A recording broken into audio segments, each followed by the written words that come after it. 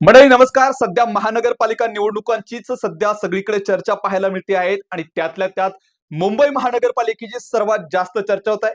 कारण मुंबई महानगरपालिका या ठिकाणी चर्चेचा विषय ठरलेली आहे. 74,000 कोटीचं बजेट असणारी ही महानगरपालिका आणि साहजिक आहे या महानगरपालिकेकडे सगळ्यांचं लक्ष असणार आहे. एकीकडे काही राज्यांचं बजेट देखील या महानगरपालिकेचं एवढं नाही, एवढं बजेट या महानगरपालिकेचं आहे. त्यामुळे ही महानगरपालिका आपल्या ताब्यात असायला हवी, हाच सगळ्या पक्षांचा जोर पाहायला मिळतो आहे. त्यामुळे यावेळेस मुंबई महानगरपालिकेवरती कुणाची सत्ता असणार याचीच चर्चा सगळीकडे पाहायला मिळते आहे.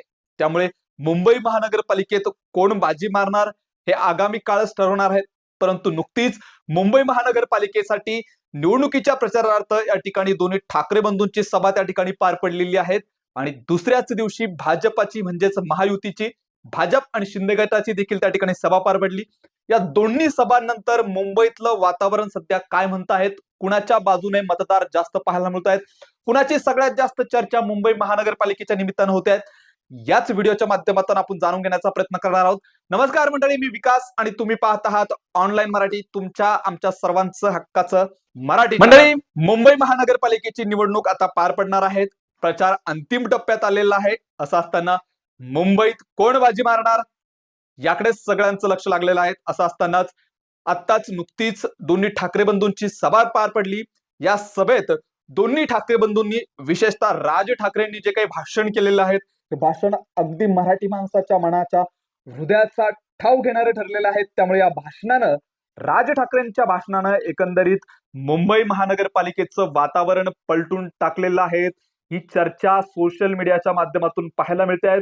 ज्या ज्या ठिकाणी राज ठाकरेंचं भाषण या ठिकाणी व्हायरल होत आहेत आणि त्या खालच्या कमेंट तुम्ही जाऊन एकदा वाचा, त्या ठिकाणच्या कमेंट बघा.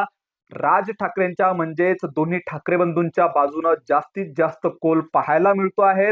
एकंदरीत जनमताचा जो कोल आहे तो ठाकरे बंधूंच्या बाजूला वळालेला पाहायला मिळतो आहे. या सभेनंतर राज ठाकरेंनी अगदी मुद्देसूद भाषण या सभेत या ठिकाणी केलेलं आहे. तसं राज ठाकरेंचं भाषण हे नेहमी चांगलंच असतं. त्यांच्या भाषणांमुळे एक या ठिकाणी जे काही त्या ठिकाणी जमलेले लोक असतात ते त्या लोकांना ते भाषण नक्कीच आवडतं. परंतु यावेळेचं राज ठाकरेंचं जे भाषण होतं ते एक वेगळं होतं.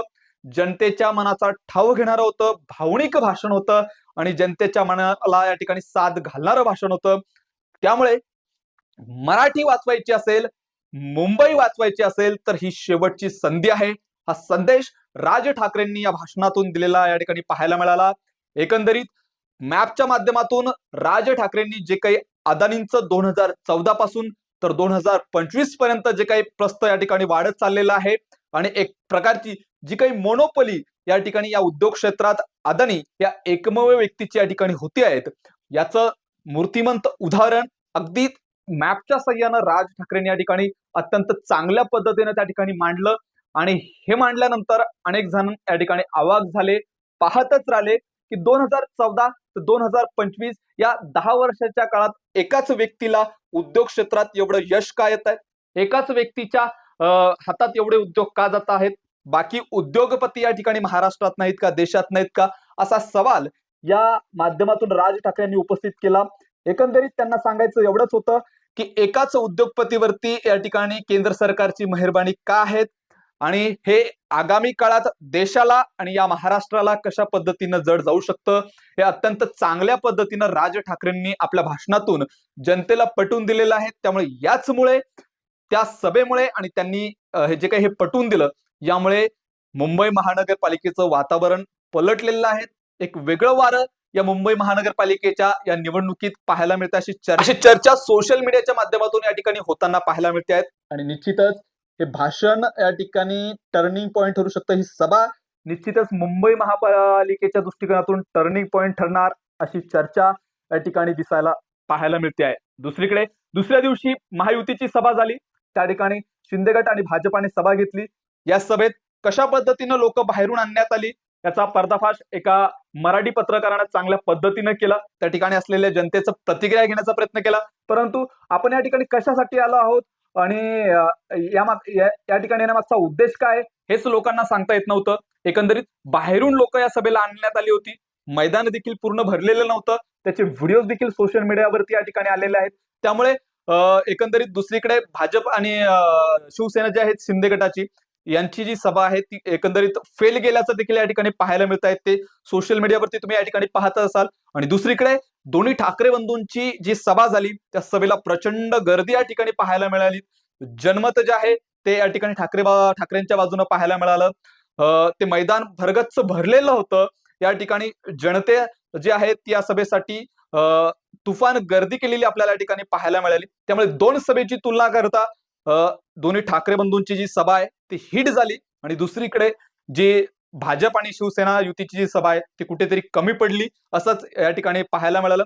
त्यामुळे ठाकरे बंधूंच्या सभेनं मुंबई महानगरपालिकेचं वातावरण या ठिकाणी बदललेलं आहे. या ठिकाणी राज ठाकरेंनी जे भाषण केलं त्या भाषणातून त्यांनी अगदी चांगल्या पद्धतीनं त्या ठिकाणचं वातावरण बदलवण्याचं काम केलेलं आहे. आपल्या भाषणातून जे काही या ठिकाणच्या मतदारांना त्यांनी पटवून देण्याचा प्रयत्न केला त्यामुळे निश्चितच तिथलं वातावरण बदललेलं आहे हे पाहायला मिळालं. त्यामुळे आता आगामी काळात त्या ठिकाणी 15 तारखेला जे मतदान होणार आहे ते मतदान कुणाच्या पारड्यात पडणार हेच आगामी काळ या ठिकाणी ठरवणार आहेत. त्या ठिकाणी ठरवणार आहेत की मुंबईचा महापौर कोण होणार. त्यामुळे तुम्हाला देखील काय वाटतं, तुम्हाला कुणाचं भाषण सर्वात जास्त आवडलं, राज ठाकरे, उद्धव ठाकरे की एकनाथ शिंदे आणि देवेंद्र फडणवीस, हे कमेंट करून सांगायला विसरू नका. आणि मुंबईचा महापौर कुठल्या पक्षाचा होणार, कुणाचा होणार हे देखील कमेंट करून सांगायला विसरू नका. आणि आपल्या चॅनलला सबस्क्राईब नक्की करा. धन्यवाद.